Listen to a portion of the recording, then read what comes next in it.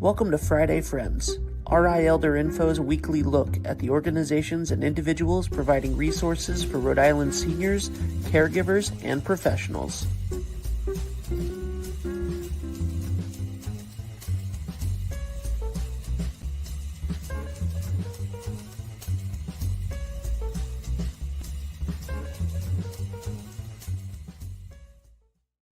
Good morning, everybody. Happy Friday. It is 9 o'clock on Friday, and you are joining me, Deb Burton, guest and host of RI Elder Info's Friday Friends, where every Friday we come on and share information and resources that you or someone you know needs to know about. Please make sure you hit the like button, the share button, the bells, the whistles, the social media cues that say, check this out, because today I'm talking about something that has been coming up more and more. So I wanted to take a minute and share some information with you directly. So please hit the like and the share button and all of those things, because today we're going to talk a little bit about Medicaid, which I realize has been in the news quite a bit lately. So it's a hot topic. And I wanted to take a minute to talk to you about that directly. So make sure that you share this out, because this is actually impacting probably a lot more people than you might initially realize.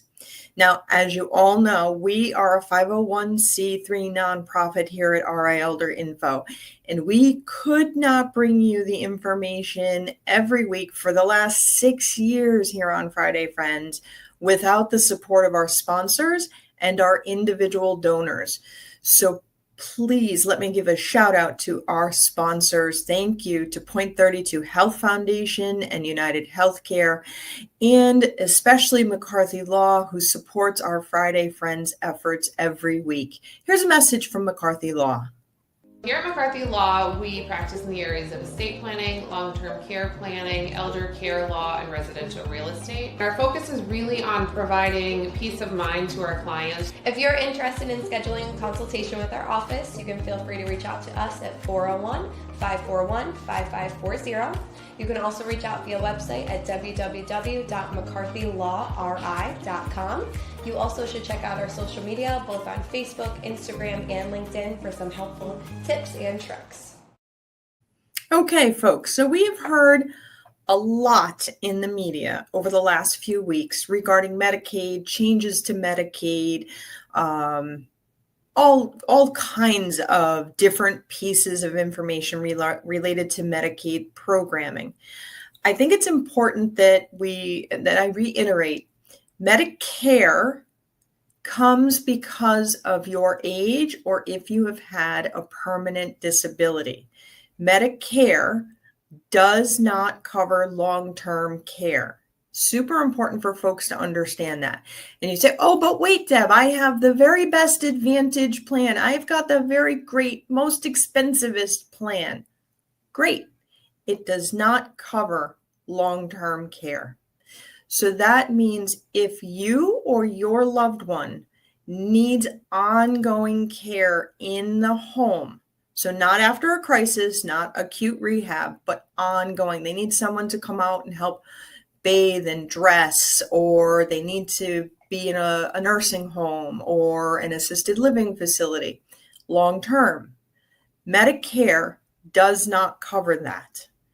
And so then it is important that you and your family have a conversation around what the plan is to pay for the care that you need and you want. Very important conversation. Now, frequently we have talks with McCarthy Law in regards to Medicaid planning, asset protections, things like that. Please reach out to Samantha and her team, or an elder law specialist to get advice for you and your family, because I can't offer you any legal, financial, or estate planning advice. But because Medicaid has come up so often in the news lately, I wanted to take a moment to really kind of give you a high-level idea. Medicaid is a state and federally funded program. So every state has its own guidelines as to who is eligible to receive Medicaid. Medicaid eligibility is determined on your assets and your income. So whether or not you have, say, a large bank account, or you have a retirement account, or what properties you might have, your home and your second home, down in, your vacation properties, or maybe you have multiple cars or boats or RVs. Every state determines what you are eligible to have in order to be able to qualify for Medicaid. Usually your financial resources need to be quite low. Now, it's important that you understand that every state sets its own guidelines for who is eligible for Medicaid. Here in Rhode Island, right now, July 25th, 2025, you can have liquid assets, cash, checking, cash value of your life insurance policy of $4,000 or less. Your income is under roughly $2,300. There are some variations. And again, that's why it's really important for you to have a conversation with an elder law attorney for your particular situation. So high level, you don't have a lot of money available to you to pay for the cost of your care that you need. You would then contact the Point or the Aging and Disability Resource Center. It has gone by both names recently. Their number is 401-462-4444. And they can help you get started in completing the Medicaid application. It's important that you understand that everything is looked at based on the day that you sign that application. Okay, fast forward. You have been determined to be eligible for Medicaid services. Okay, you can receive those services in a variety of different ways. And a conflict-free case manager, that's what they're actually called, it's a very long title, will speak with you to figure out what is the way that best meets your needs that you would like to receive the services. So would you like to do shared living? Would you like to go to the PACE program? Would you like to have a home care agency? Or do you have someone that you would like to hire privately through the Medicaid program to perform the services for you? And it is important that you understand that that individual, it can be your friend, it could be a neighbor. There is some basic training that needs to happen for that individual. There would be a fiscal intermediary, so someone who actually handles getting that person's, tax forms, is actually responsible for writing out the check. It is not a lump sum payment that Medicaid gives to you for you to give to someone else. There is a go-between that handles those finances. So there's a variety of different ways for you to receive Medicaid services to remain at home. And it's important that you think about what works best for you and your family. Now, what really pushed me to have this conversation today is I've received calls lately for individuals who would like to move either from another state to Rhode Island to be near their family, or to leave Rhode Island and just hop over the border to, say, Massachusetts or Connecticut to be closer to their family. It's really important when you're thinking about doing that you understand the guidelines for Medicaid in other states are different. Every state sets their own guidelines. So, for example, if you live in Rhode Island, you can have $4,000 right now in liquid assets and still qualify for Medicaid. That is not the case in Massachusetts. And so you may be residing in Rhode Island and receiving your care through Rhode Island Medicaid and getting that home health aid coming in, or perhaps an assisted living is covered, but you want to move closer to be with family. Makes total sense. But if you need Medicaid to cover it, you want to consider what is the eligibility requirements for the state that you are moving to or from. And eligibility to receive those Medicaid benefits does not necessarily go into effect the day that you arrive. So some of the scenarios that have come in is dad had a stroke down in Florida at the winter house, and we need to bring dad back home. Okay. Number one question, is dad medically safe to travel? Important question. How will dad get here? When dad arrives, if he has completed, say, rehab in a nursing home in Florida and was not successful and will need long-term placement, we need to get dad into the state, but you also need to identify where will he go to get the care that he needs while his residency in Rhode Island is established and while his Medicaid application is pending. So there are multiple steps that are involved.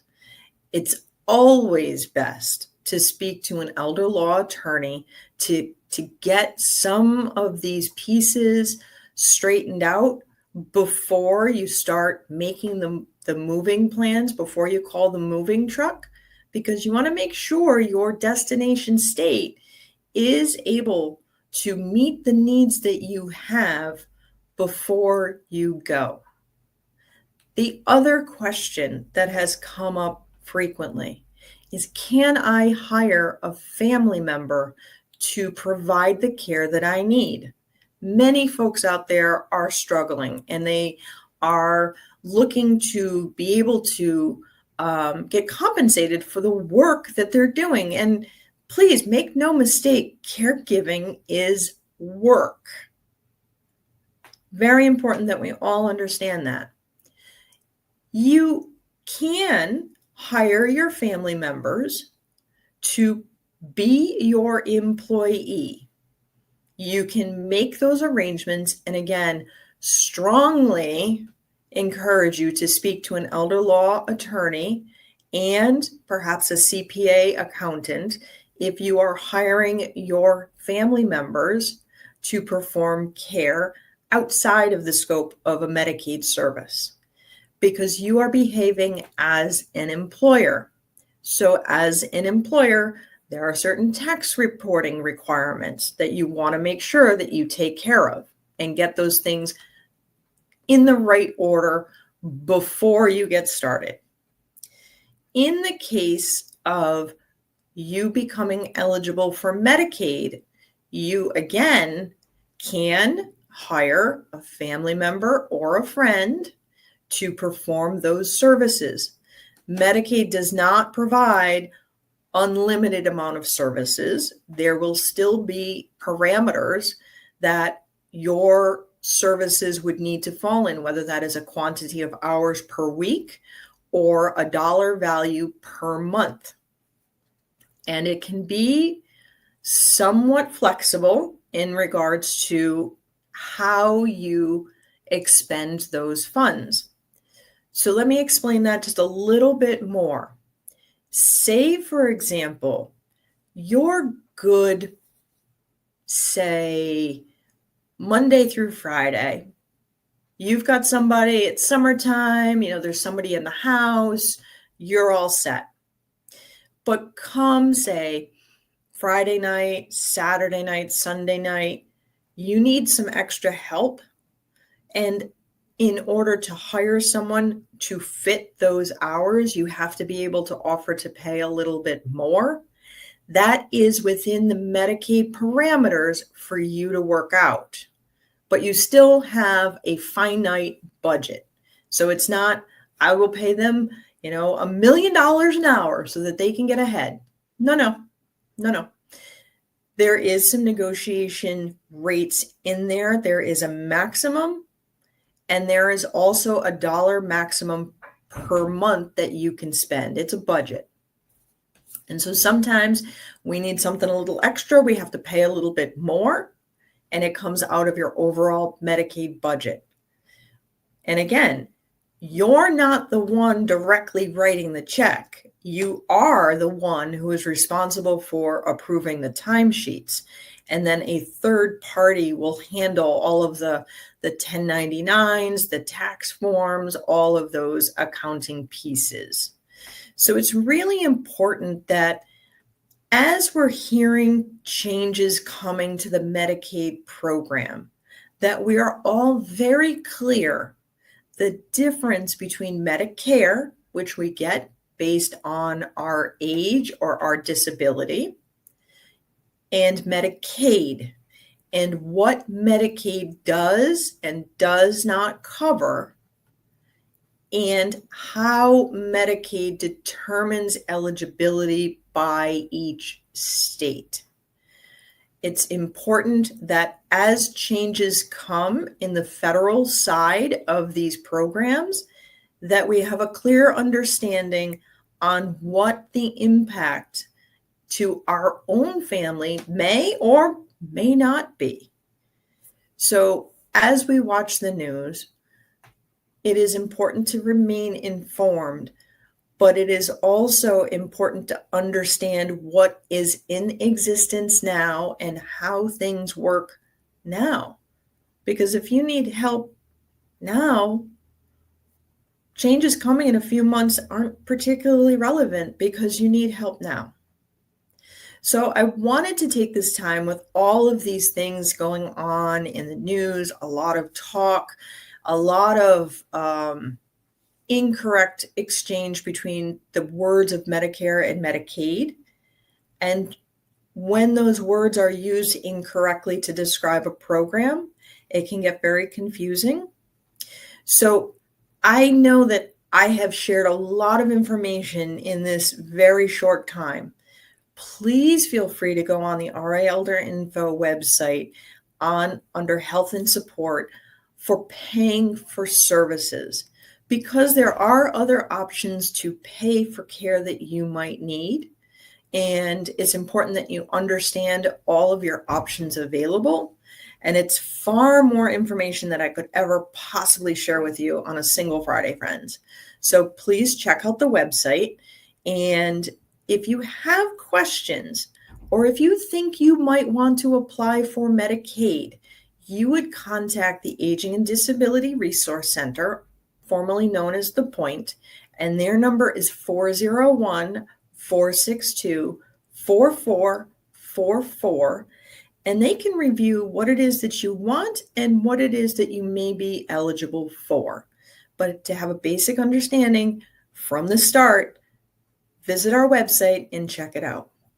Now, as I said in the very beginning, we are a 501c3 nonprofit, and like many other organizations, budgets have changed, funding mechanisms have changed, and we need your support in order to be able to continue to bring you trusted resources.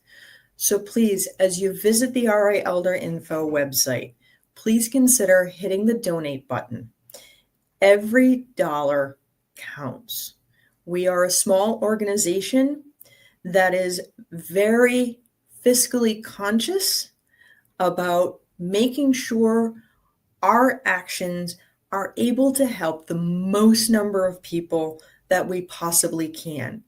But we need your support. So please feel free to hit that donate button if you found this information helpful.